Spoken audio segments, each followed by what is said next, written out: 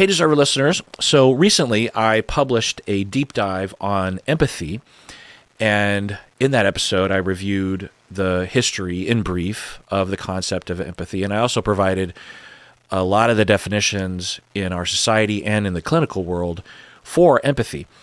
Empathy is something that we talk a lot about in therapy in the clinical world, and obviously in society we talk about empathy a lot, but there are a lot of different definitions, a lot of different usages, many of which don't have anything to do with each other, even though we use the word empathy.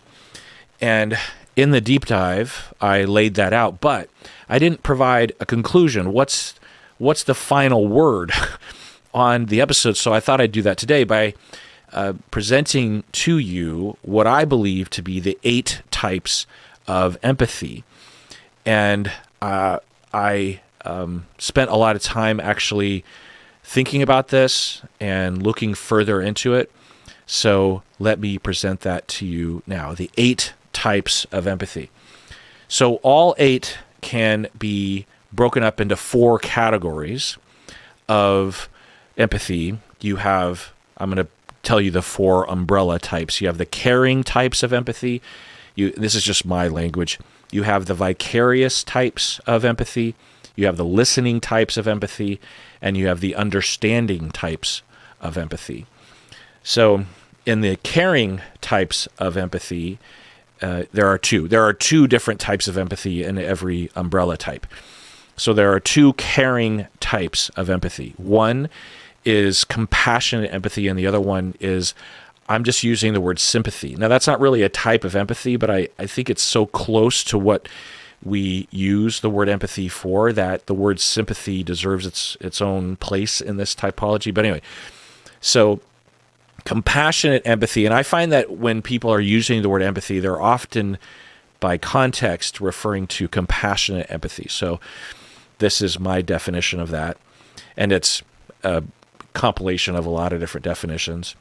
So compassionate empathy is being sensitive to another person's feelings and struggles and feeling an urge to care for them. So another word, another term that you might hear in the clinical world is empathic concern. So you're concerned for someone, or compassion, empathy, you have compassion. So for example, a coworker shows signs of being overwhelmed with a project at work. So you notice the signs that a coworker is overwhelmed with something, and you sense their stress, and you feel their distress, and you feel compassion for them, and you might even offer to help them, right? So empathy doesn't necessarily mean that you offer to help or that you feel compelled to help. A lot of definitions of empathy involve that, but I want to not have that as a central necessary feature, because one can have feelings for someone without necessarily feeling the urge to help, because you might feel like you can't help, or that you're not in a position where you can. Like if you know that someone across the world is struggling, you might feel like, well, there's not much I can do aside from vote a certain way or contribute to a charity. I'm not going to be able to help that particular person. Or we might even have empathy for someone that has died, and we know that we can't help them at all because they're not with us anymore. So I want to have that as an optional part, a not necessarily part. So anyway, so for example, compassionate empathy, you notice a coworker is stressed out about something at work. You feel, you sense their stress. You might feel their stress, but again, that has to do with another type of empathy later on. And that's the thing, like when you are feeling empathy, you might feel all of the empathies at once, or you might feel just one of the empathies. So with compassionate empathy, it is sensing someone else's feelings, feeling some level of distress or happiness. If you sense that someone is happy, you might sense that and feel happy for them. And then you might feel compassion and might offer to help or might offer to share in the feeling with them or that sort. Anyway, so that's compassion, empathy. Then we also have sympathy. I almost called this sympathy empathy, but I want to bring sympathy back into our options for words, because it has been, I think, villainized a certain, because there's a myth out there that sympathy is condescending, which it isn't necessarily. So my definition that I have here in my notes of sympathy is feeling bad for another person, but not necessarily feeling their feelings. So sympathy is you feel bad for someone. You're like, oh, that must hurt, or I'm sorry that happened to you. And again, it's not condescending. It's not looking down on someone. Also, sympathy is not necessarily less involved, right? You can have really deep sympathy for someone. It's not from afar necessarily. It can be, but it's not necessarily. So, for example, with sympathy, which is a caring type of empathy, it's a colleague mentions that they're going through a divorce, and you express to them, I'm sorry to hear that, because you feel sympathy for their struggle that they're going through a divorce, but you don't feel their pain, and you don't necessarily feel a deep sense of urge to care for them or to share in their experience. You understand that they're going through something, and you care. You like this person. They're a colleague at work. You have a relationship with them, and you have sympathy for them. And it's not complicated. It's not condescending. It's not pitying. It's not looking down on them. You're just like, oh, going through divorce, that's rough. But you're not getting sucked in. You're not feeling their feelings. You're not that close to them that you would vicariously experience with them the way you would if someone was closer to you. It depends. But anyway, so with the caring type, you have compassionate empathy, where you essentially feel compassion, but you don't necessarily feel their feelings. You might, but you don't necessarily. And then sympathy, which is to feel bad for someone, but not necessarily feel their feelings. Sympathy and compassionate empathy, there's a lot of overlap. But anyway, okay, so that's the caring types. So that's the type of empathies where you care, but you don't necessarily feel their feelings. Vicarious types of empathy is another core usage in my field. And I have two types of vicarious types. One is vicarious empathy, because it's both the umbrella and the individual type, and somatic empathy. So let me tell you vicarious empathy. So this is feeling someone's feelings, and it's not a distortion. So some people will think they're feeling other people's feelings when they're really just feeling their own feelings. So that is not empathy. That's just you feeling your feelings and thinking that you're feeling someone else's feelings. Vicarious empathy has to actually be feeling someone else's feelings. You can't be distorting them. Maybe you're coloring them a little bit, modifying them a little bit because it's you, but you're actually, for the most part, absorbing someone else's feelings. Vicarious empathy can often be involuntary, and it can be good, bad, or neutral. We often think of empathy as always a good thing, but when it comes to vicarious empathy, it's just the absorption of feelings, and that can be a good thing, but it can also be a bad thing. So other terms that are related to this are emotional resonance, resonating with someone, or affective resonance. So for example, your child is nervous before a big performance, and you feel their anxiety as if it were your own. So often with these vicarious types of empathy, it involves people that are closer to us. We will share experiences more readily with people. We're more open and we're more receptive. We're more resonant with people that we're close to, but not always. We can resonate with strangers. But anyway, so if you have a child that's nervous about a big performance at school, and you start to get anxious, and that can be a good thing because it could alert you to your child's anxiety.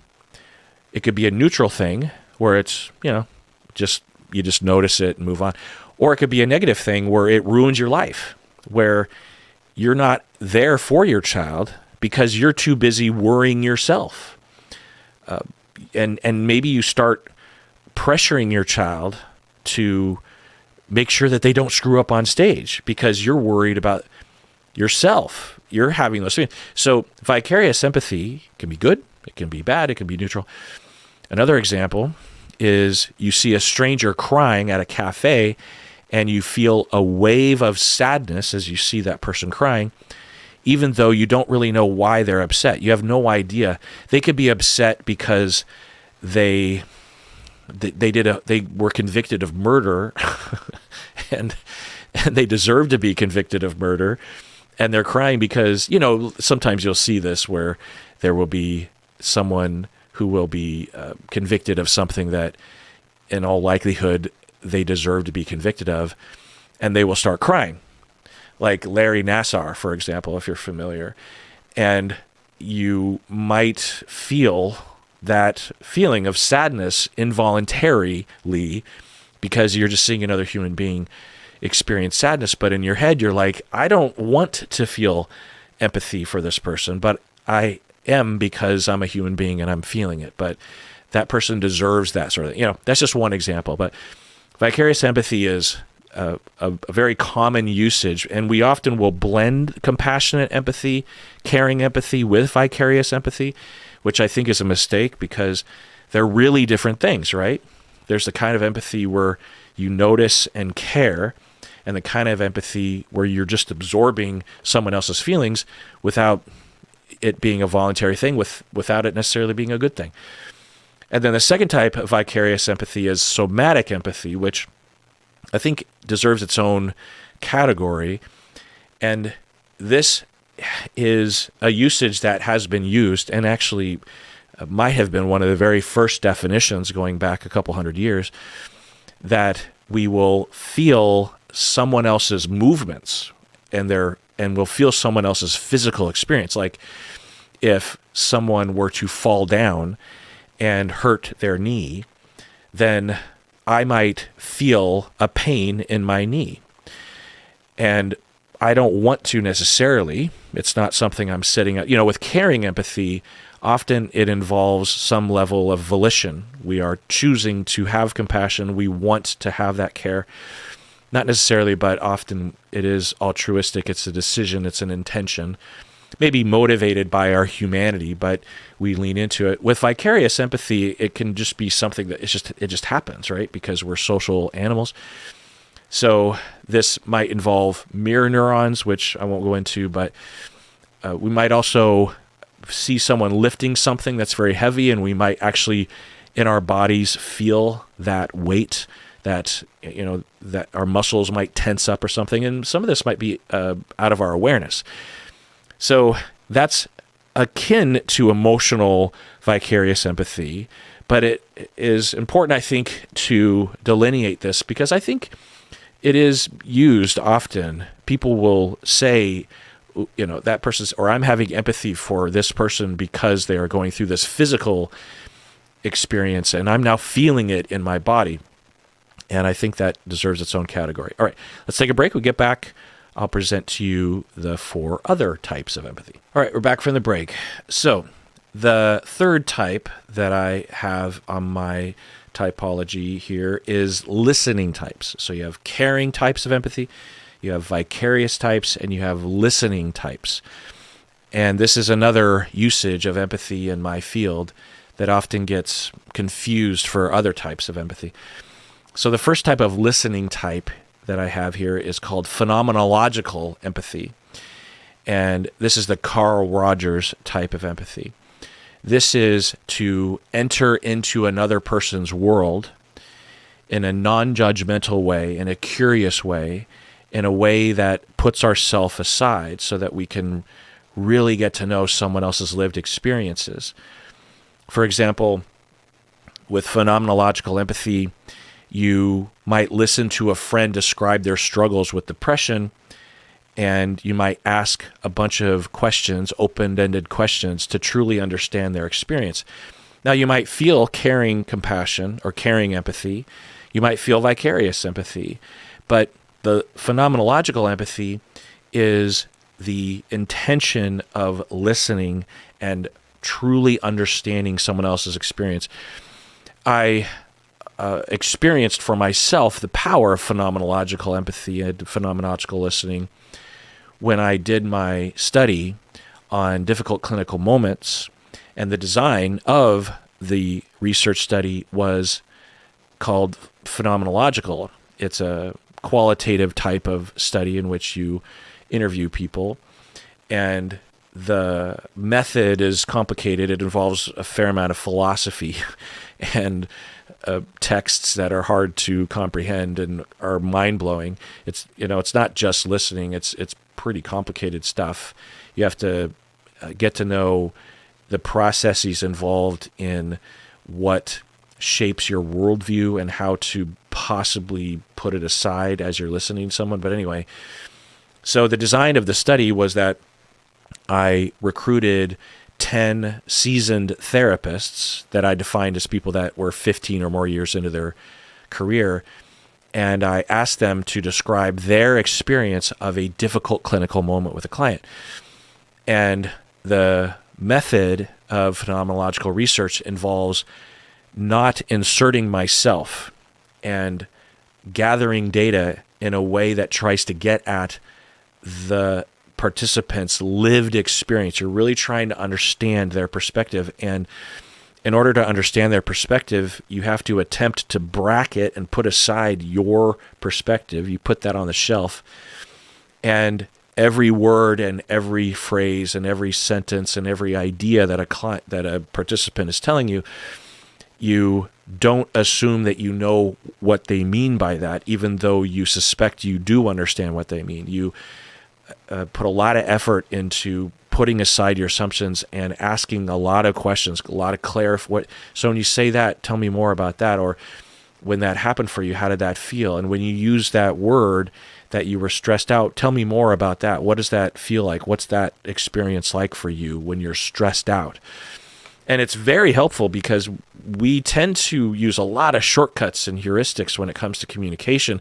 When we hear someone was stressed out, we tend to move forward as if we understand what someone else means by that. And I get that because we don't have tons of time in our lives to investigate this sort of thing. But occasionally it's very important to slow down and assume that you actually don't understand. And then once I had the interviews and I was home and I was, coding the data and evaluating the interviews, then is a whole other level to the phenomenological listening because, I'm listening in the moment, and then I would listen to the recordings, repeat, and I would listen to the recordings over and over again, and every time, and this is all part of the method.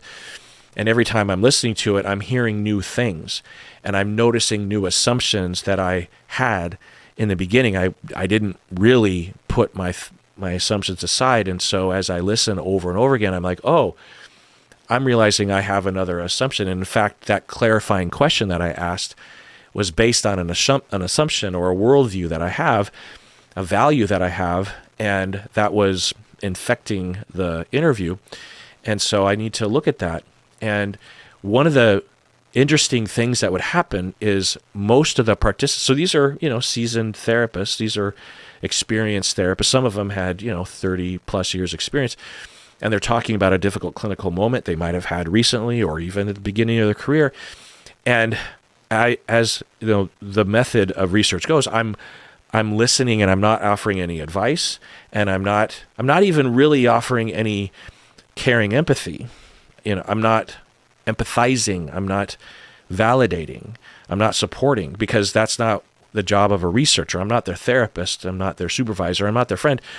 I'm there to gather data, and I'm there to understand their experience and to validate and to care. I'm a human being, so there was some of that, but the focus was to get at their lived experience. And so even though I wasn't offering care or advice or support, at the end of these interviews, which would be 60 to 90 minutes long, the participant, most of them would say, wow, that was really helpful. For you, talking to me, for you to ask me all these questions about my lived experience in such depth and giving me an opportunity to really explore this, and for you not to offer any advice or any reassurance or any support or any empathy or any, the kind of normal things that we're supposed to do when we're listening to people, it really just gave me a chance to explore my experience with this, and I found depths there that I had never thought, and I feel more resolved around it somehow, which is interesting. And that's when I discovered the magic of Carl Rogers. That's what he found, and his colleagues. They did research. He didn't just make this up. They found this through gathering empirical data, that when you listen in a phenomenological way, and this is what Carl Rogers would call empathy, by the way, then it has a really helpful effect on it. There's a lot of positive outcomes that can come from it.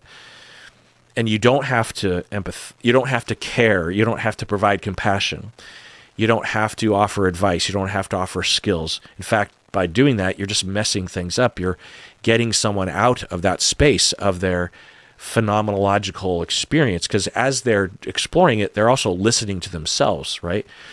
So that's phenomenological empathy, is to enter into another person's world, to be curious, putting aside your own assumptions and your values and your worldview, and to be non-judgmental. Okay, so that's a big, important empathy type, phenomenological empathy.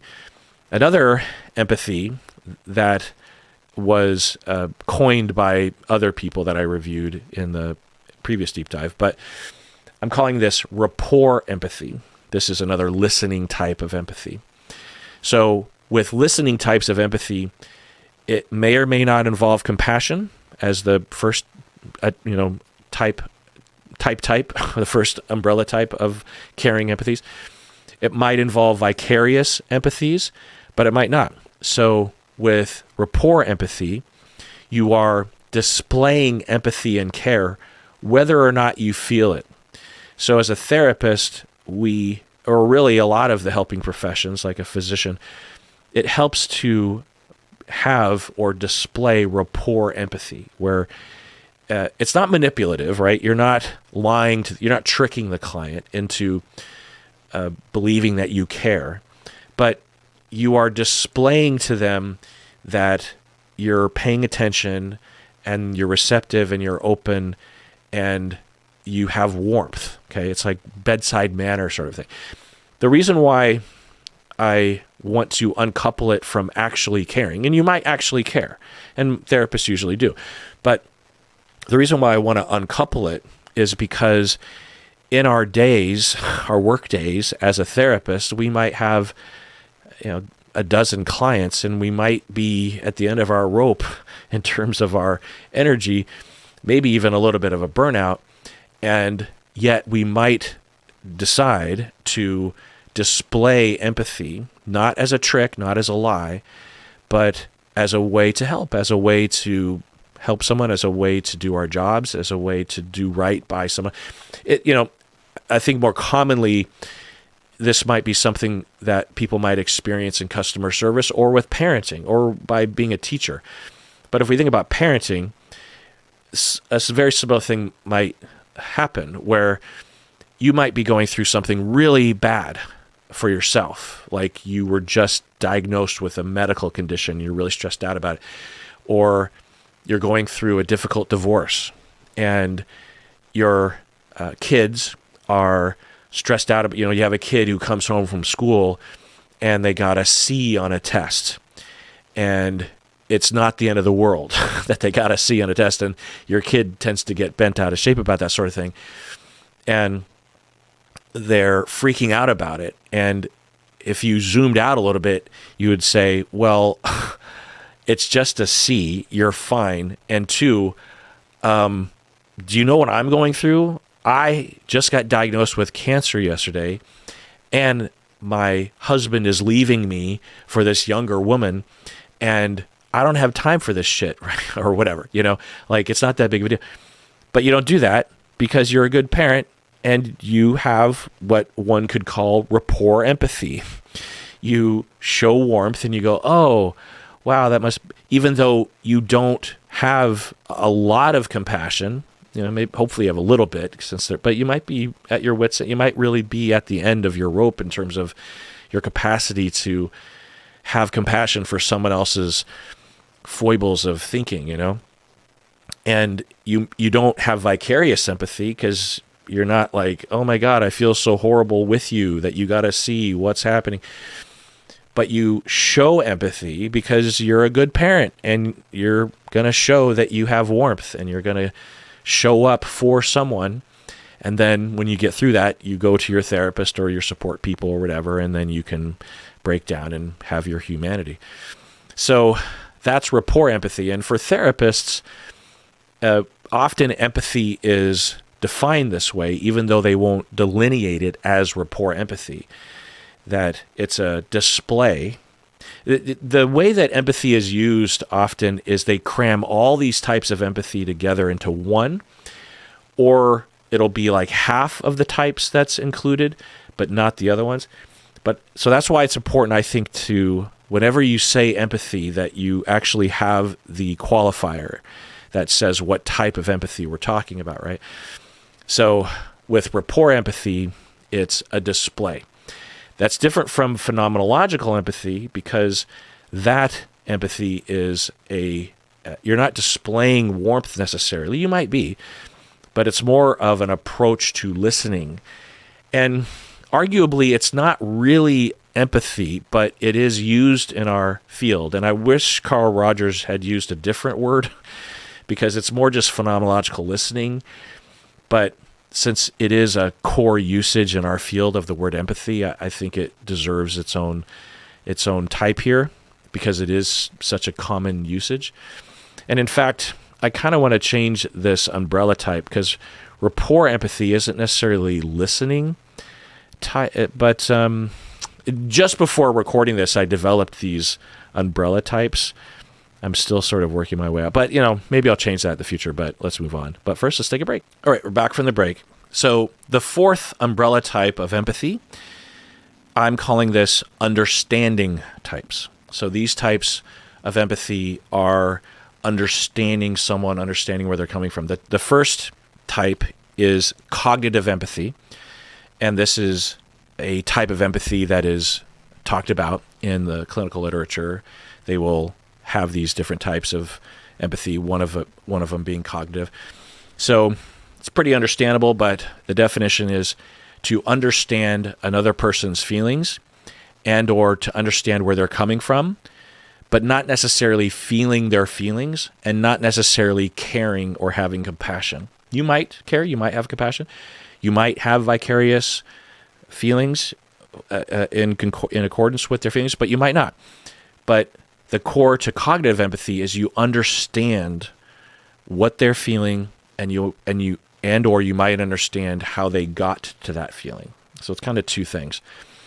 But with cognitive empathy, it can be a good thing and it can be a neutral thing. It can be a bad thing. It can be a good thing because it's important to know or to intuit or have a way of understanding other people's experience so that you can have compassion. I mean, you can't have compassion really without a little bit of cognitive empathy, right?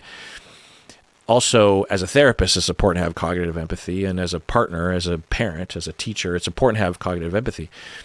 But cognitive empathy can also be a bad thing in context if the individual, say, is a salesperson or a psychopath.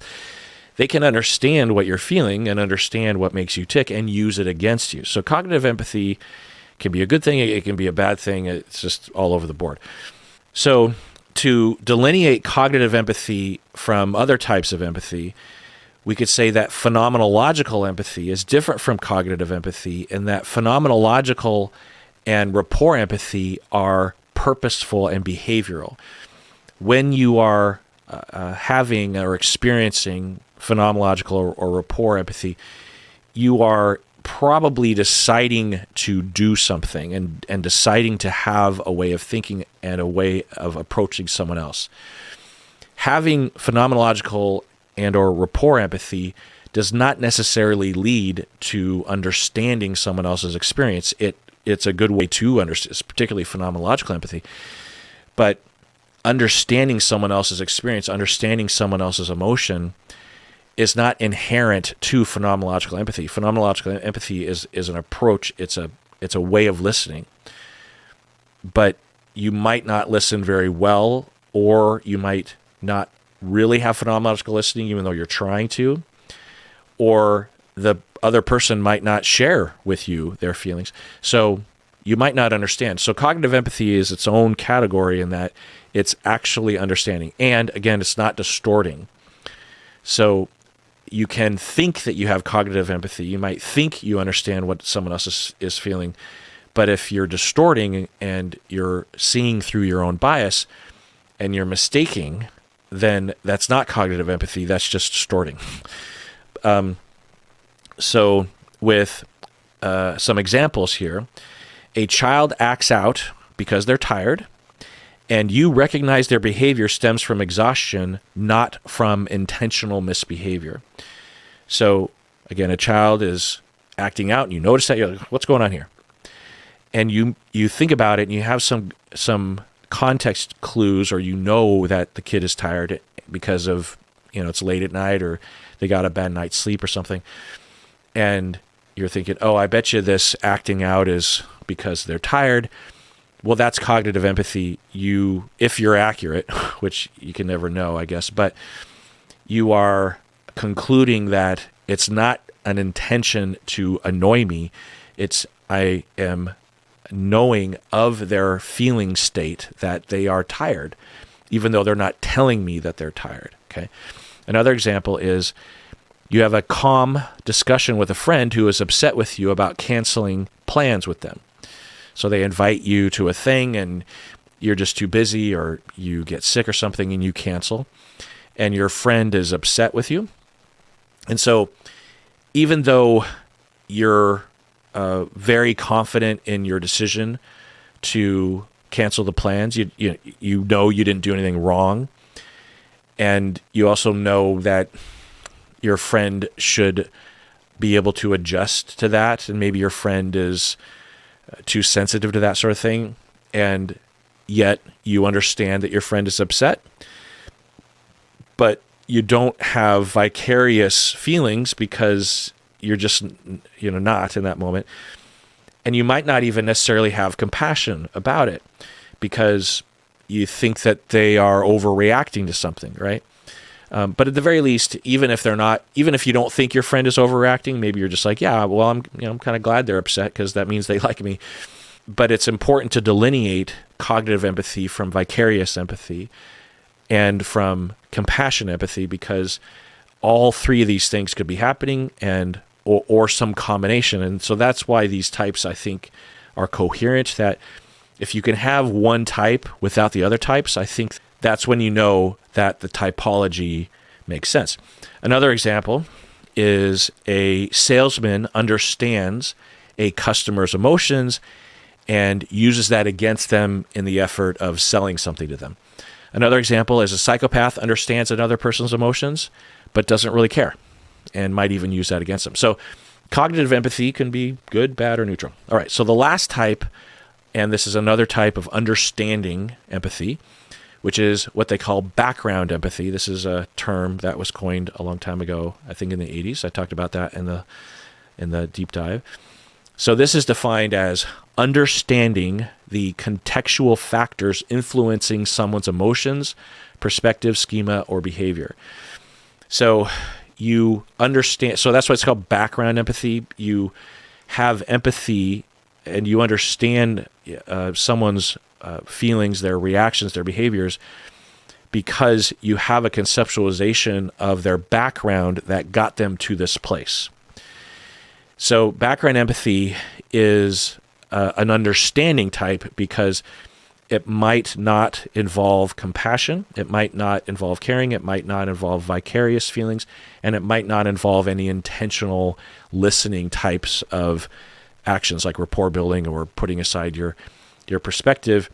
You have a sort of empathy that is understanding how someone got here. So, for example, with a client of mine who is being unreasonable towards me, I might conclude, if it isn't actually my fault, maybe it is my fault, but let's say in this situation I didn't do anything wrong, then I might hopefully have background empathy in that without them drawing those connections, I know enough about their history, or I suspect enough about their history to have a conceptualization of their personality and their reactivity and their relational traumas and their schemas that help me to frame what's happening right now so that I don't take it personally. This is something that is a result of their traumas, that resulted in them having a perceptual distortion, that resulted in them having an emotion in reflection to that distorted perception, and now they're expressing that emotion towards me. It's not my fault. It's not their fault. I understand where it's coming from. Now, I might also have care for them, but I might not, or at least it's important to, hopefully I do care, but it's important to delineate that, right? Because I can also care for someone in an empathetic way without really understanding how they got here, right? Like it's a new client or it's someone that I see on the street. In fact, one of the pivotal moments of my life was when I had this experience. I was riding the bus and I was getting off just before the Aurora Bridge, heading south, if you're familiar in Seattle. And I don't know what happened, but the bus driver just started screaming at me as I'm walking off the bus. And I turned around and I thought, oh, who's she yelling at? Because I just walked off the bus, you know, and she was just screaming at me. And I turned around and I thought, oh, she's talking to me. And then I was like, huh? And then she drove off, and I thought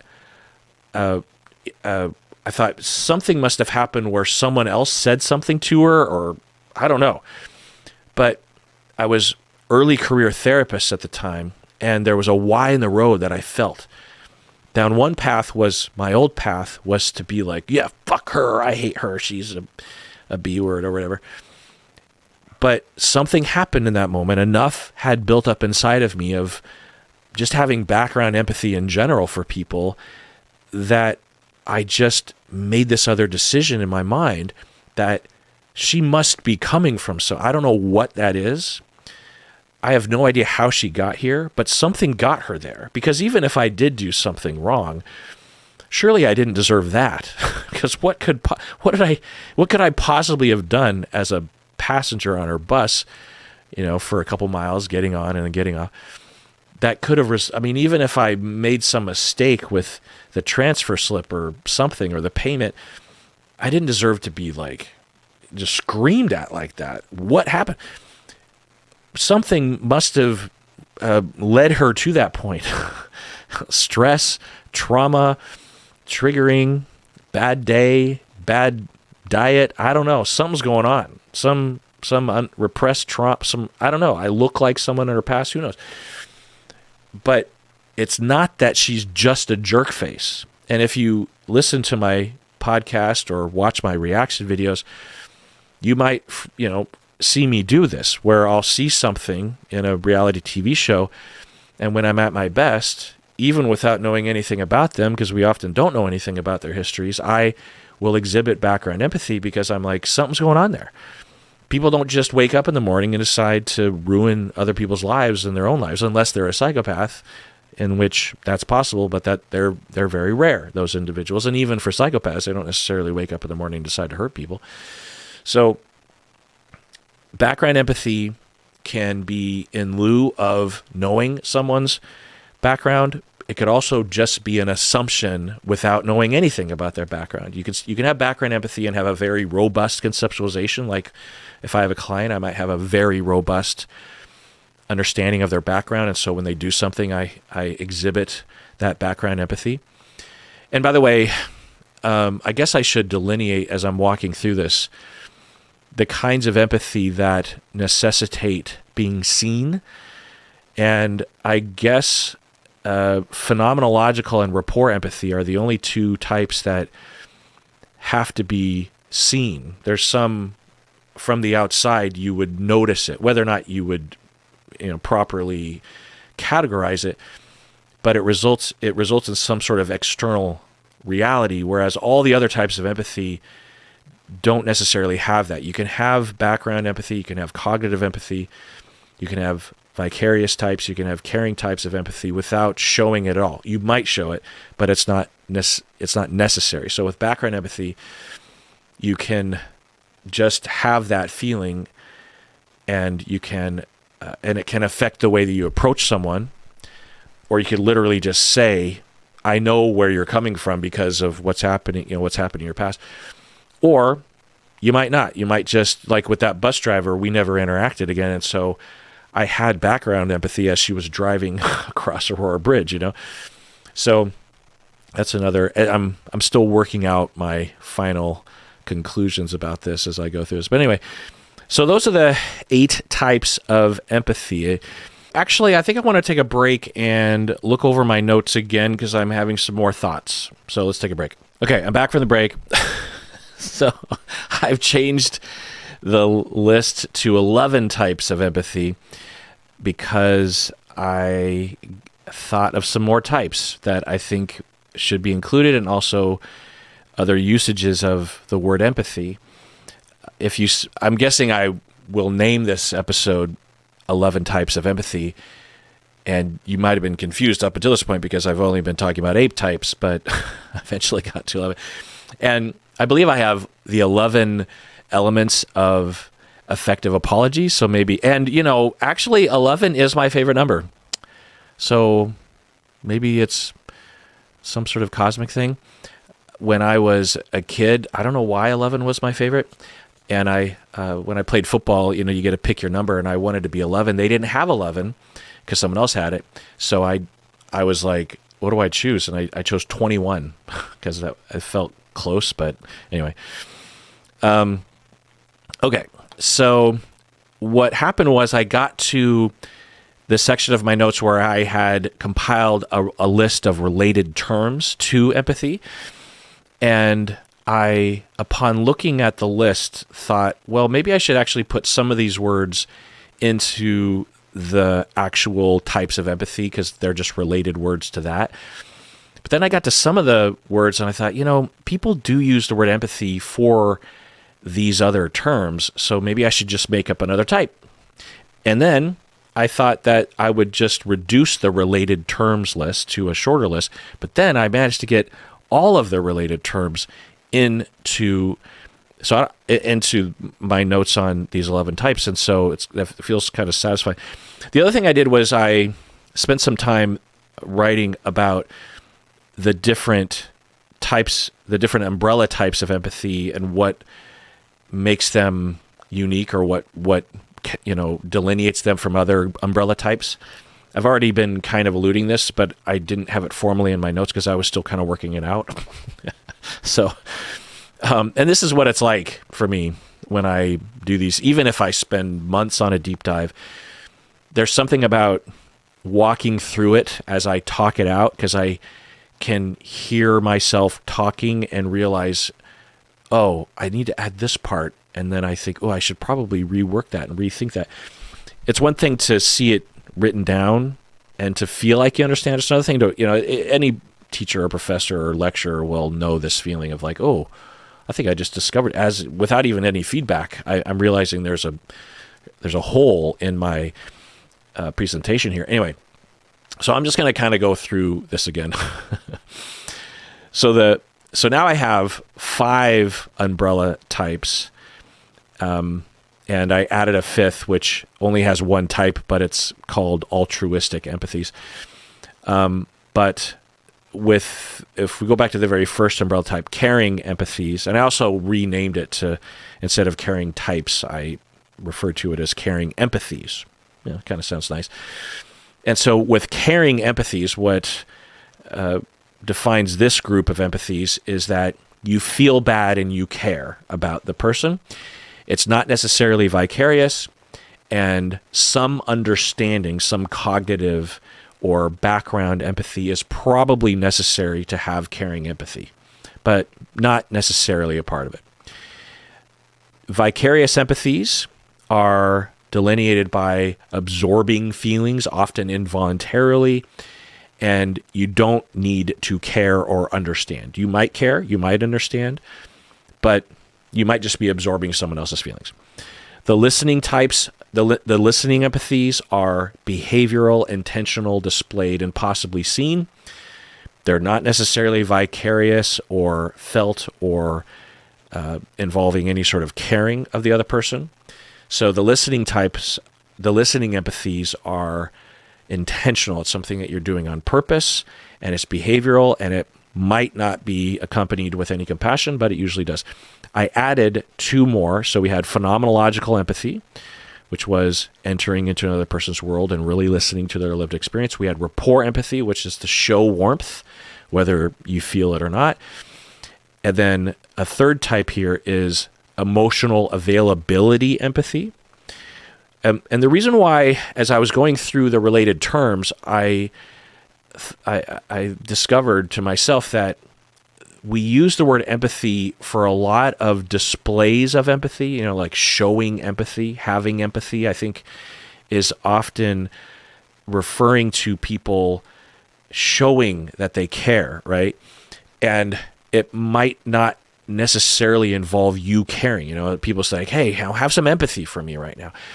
And that often, can involve a request for warmth, a request for someone to just listen, someone to show that they care, whether they do or not, So now, of course, we would rather have someone actually care and show that they care. But so another part of listening empathy that I have here is emotional availability empathy. So I came across the related term of emotional availability, and I thought, okay, what does that mean? It's being available, it's being open, it's being receptive, it's an intentional act that you engage in which you're open to someone else's emotions, someone else's experience. And I was thinking, well, what other empathy can I fit this into? What's it related to, or what is it a synonym of? And I couldn't really think of anything because of the intentional empathies. Phenomenological empathy is really just being curious is the main word there. Rapport empathy is showing warmth, but emotional availability it's something different. It's about intentionally trying to be open to someone else's emotions so that you can respond in a caring way. And I think that's important to delineate. There's obviously a lot of overlap, right? Like if you are engaging in compassionate empathy or sympathy, in all likelihood, you had emotional availability empathy to begin with, but you might not have. And for some people, they might only want emotional availability empathy, right?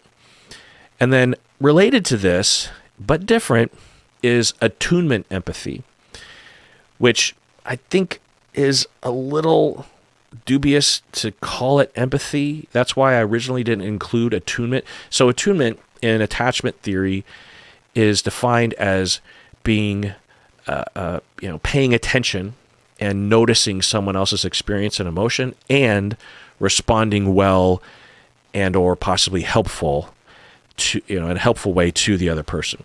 So typically attunement is what we're talking about is parenting. So you notice a kid's emotional state most of the time, you're accurate in your evaluation most of the time, and you respond well most of the time. That's what attunement is. It's paying attention, it's noticing and responding. If you just respond, but you don't pay attention, you're not going to respond very often. If you just pay attention, you don't respond. You need both. And so I think I don't think I would use the word empathy to describe this process, but I think a lot of people will. That they will say that, wow, that person's really empathetic, and what they're referring to is that person really pays attention and responds well to me. Like you could have, say, a boss at work who is very attuned and notices when you're stressed out and responds to you in a way that relieves you of stress at work if it's work related. But they don't necessarily have compassion. They might care, generally speaking, but it's not, they're not that close to you, so they don't have that sort of deep compassion. They might not have any deep sympathy. They might not have any vicarious empathy. They might not be engaged in any phenomenological listening or rapport empathy. They might, maybe cognitive empathy would be necessary for attunement empathy because you'd have to understand someone else's. But cognitive empathy is just the cognitive part. Yeah, I don't know. I just feel like as I was trying to put attunement in, I'll leave it in for now. I think it's fine. So that's that type, attunement empathy. So it requires some level, there's a blending there. As I'm working myself, sorry about that. So attunement empathy involves emotional empathy, but it's more than that because you're also responding.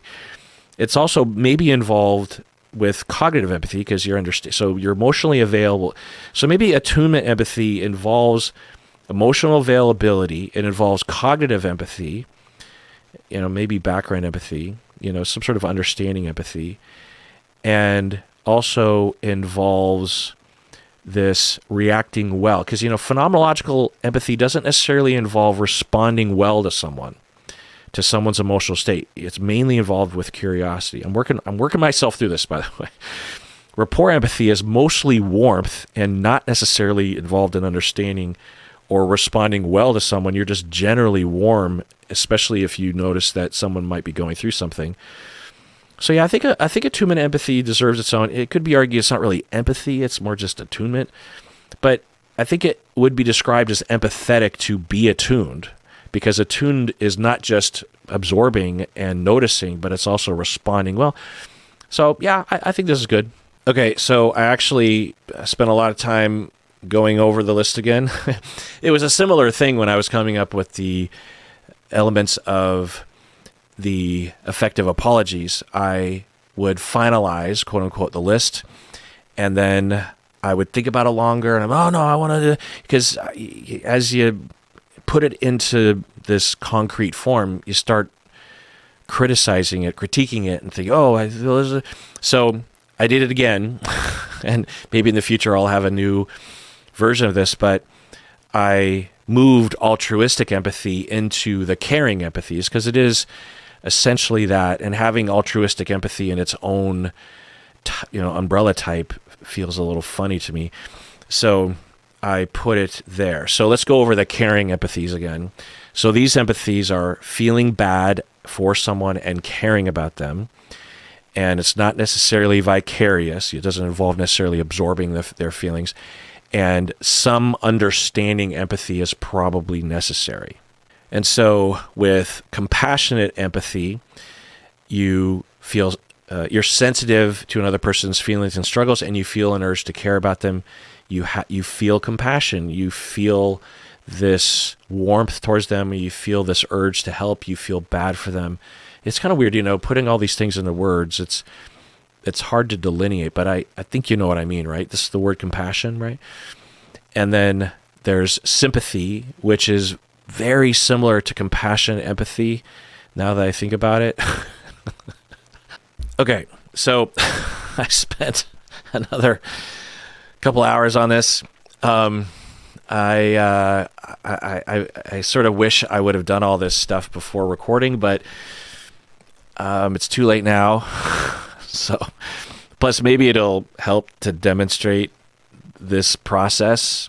Here we are. So I reworked the caring empathies, and I absorbed altruism into compassion, empathy, and I delineated sympathy from compassion, empathy with the following. And maybe some of you were already wondering about this, because when I really thought about my definitions of compassion, empathy versus sympathy, they were basically the same thing. And then I was wondering, should I just absorb sympathy into compassion, empathy? But I think that it deserves its own category. And I'm not super excited about this because I don't think I always use it this way, but maybe I should start using it this way.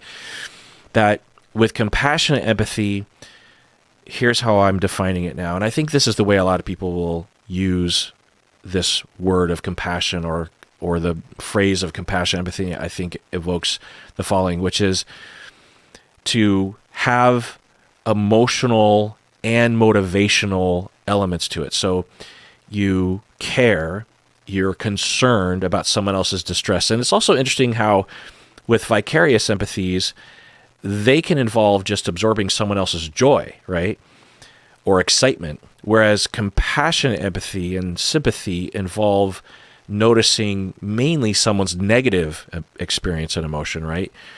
Like compassionate empathy, wouldn't necessarily use that term when you are noticing or responding to someone else's joy. So, I mean, maybe we could extend it to that, but I don't think that makes sense. So I think with compassion, empathy, with the caring empathies, it has to do with empathizing with other people's distress and struggle, which I think I'm going to include in the definition. Okay, so I went through the different umbrella types and thought about that element of caring empathies involve responding to what one could call negative emotions and experiences. Vicarious empathies can involve responding to any sort of emotion, positive or negative or neutral. Listening empathies don't really involve necessarily responding to any emotion. It's mainly a behavioral intention that you have. And then with understanding empathies, it can have to do with any sort of emotion, right? Any positive or negative. So with compassionate empathy, this involves that you feel concern or distress for someone else's distress, and you are moved and motivated to help the person. And there's a lot of words that I think are close or synonyms for compassionate empathy. You have altruism, empathic concern, kindness, pro-social behavior, generosity, charity, tenderness, mercy, humanitarianism, goodwill, grace, quarter, to give quarter, benevolence, affection, magnanimity, being magnanimous, magnanimity, and humanness is another word. Now, a lot of these words are not direct synonyms of compassionate empathy. Like having mercy might involve compassion, but might not. So it's these words that I think are often, if someone has mercy for someone, like a judge, then one might say they're being empathetic, right? And I think that involves compassionate empathy, or it could involve other kinds of empathy, but I think compassionate empathy is, so you are affected, you feel someone else's that's vicarious. You care about someone's distress, and you are moved to help them. Now, some situations we don't know how to help them, but we just feel like, I just want to help them. Okay, sympathy, I'm going to define, which I think most people use it this way, that it's more detached, not in a bad way, and it's more one-sided in that you acknowledge someone else's distress, and you might feel pity or sorrow or distress or sadness or something, but you don't necessarily feel an urge to help them or to act on the noticing of their difficulty. So maybe compassionate empathy is more of an urge to solve and help and alleviate, whereas sympathy is more like, I feel bad, and then. But again, I don't want to characterize sympathy as being shallow. One can have deep, deep sympathy for someone, and also not necessarily feel the urge to help. But is that true? I guess it's often that if you just have sympathy according to this way of defining it, then it usually would be less intense. But yeah, so I think I'm just going to say that sympathy is more observational, and you care, but you're not necessarily moved to take an action. And so yeah, I think that's good. I think people typically will use the word sympathy in that way. That it's like, I feel bad for them. I feel really bad, and but I don't feel the urge to help them necessarily. It's just like, I know what that feels like. That's awful. But you're not like jumping up to help. Okay. So we have caring empathies. So we're now at 10, I think. So we have compassion. So with caring empathies, you have compassion empathy, you have sympathy. Vicarious empathies, you have vicarious empathy and somatic empathy. And then maybe I should call it like emotional vicarious empathy, yeah. And then with listening empathies, you have the phenomenological listening empathy, you have rapport empathy, you have emotional availability empathy, you have attunement empathy. And then with understanding empathies, you still have cognitive and background empathy. And I also included a bunch of other synonyms and related terms with other types, like with emotional vicarious empathy. We have other terms like emotional resonance, affective resonance, emotional contagion, the automatic and unconscious transfer of emotions. It's also kind of related to mob mentality, emotional vicarious empathy. It's not exactly the same. And then with phenomenological empathy, I included the note that it's often related, or it often involves unconditional positive regard, but not necessarily. With rapport empathy, I provided the synonyms of a caring presence, or supportiveness, or emotional warmth. I think those are pretty good terms that we can include. And then with cognitive empathy, I included the terms perspective taking and connected knowing. These are technical terms from the 80s of what we would call cognitive empathy, in which you are taking the perspective of someone else. I guess you could argue that this is kind of like phenomenological empathy, but I'm just going to put this here for now because it's not that big of a deal. And I want to complete this list. Okay, so those are my 10 types. And maybe later today I will amend this and change it yet again. But it feels good to have these types, not only the individual types, but also the umbrella types, because it really helps to understand. You have the empathy that involves caring for someone, caring about their feelings. You're like, oh, I feel bad for what they're going through. And then you have the vicarious types, where there might be that involved in the caring empathy, but you also can just absorb other people's feelings without necessarily wanting to or needing to. It also could be a positive feeling that you're absorbing from someone else. And then there's the listening empathy, the intentional behavioral empathy, where you show empathy, you show that you care. You might actually also care, but not necessarily, And it also, you can care, but not necessarily show through. And plus, the listening phenomenological empathy is so arguably phenomenological empathy. Arguably, Carl Rogers put empathy, or at least significantly, on the map with his research and all of his writing. But arguably, the Carl Rogers phenomenological empathy doesn't have to do with empathy or caring. It doesn't have anything to do with necessarily caring for someone or feeling their feelings. It's more just something that you do as a way of listening, right? To get at someone else's experience. It's empathetic, right? Okay. But I'm okay with that, because a lot of people in my field will use the word empathy in that Rogerian way. So with the listening empathies, it's being available, it's an intention, you're attuned, you're building rapport, you care, you're showing you care. And then there's the understanding empathies, where you understand what someone else is going through. You have a conceptualization, or you notice, or you are intuitive of someone else's emotional state or so. And so, those are really different things, because you can care without vicarious. You can vicarious without intentionally listening. You can intentionally listen without necessarily understanding. It can lead to understanding. Often you need to understand to care, but not all the time. Anyway, so, I like this.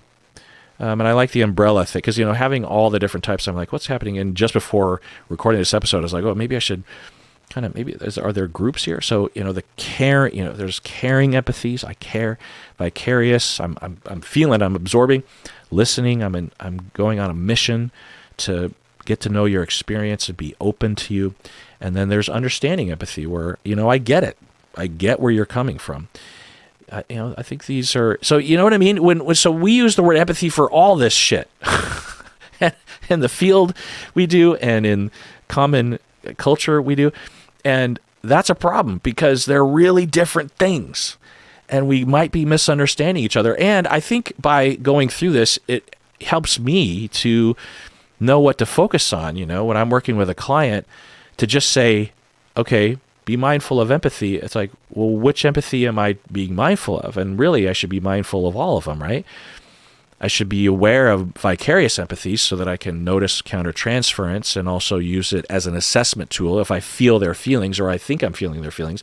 Because a lot of times I might be feeling a feeling and I might be feeling their feelings, but I wouldn't have seen that cognitively because there's no discussion of it in a conscious way. It's like, oh, I think I'm feeling something. Anyway, so vicarious, I need to pay attention to that. Obviously, caring empathy is pretty easy for me to pay attention to. The listening empathies, I think, are very important to pay attention to, and also knowing the differences between them, particularly the phenomenological empathy. And then the understanding empathies, of course, is very important, right? So I would say for me, I have a pretty robust automatic impulse to have understanding empathy and caring empathy. But I feel like maybe sometimes I need a little bit of a push, particularly if a client is hard to connect with. I need a little bit of push to have a caring empathy in my heart. And then I might need an addition, also a push to have listening empathy to really, like, even though I'm not getting an urge to show warmth or to listen very, very closely, I might have to remind myself to do that. So yeah, well, let me know what you think. And that does it for the conclusion to the deep dive on empathy, in which I present my tentative 10 types. That's a lot of T's. And everyone out there, please take care of yourself and have empathy and get empathy, because we all deserve it. We really, really do.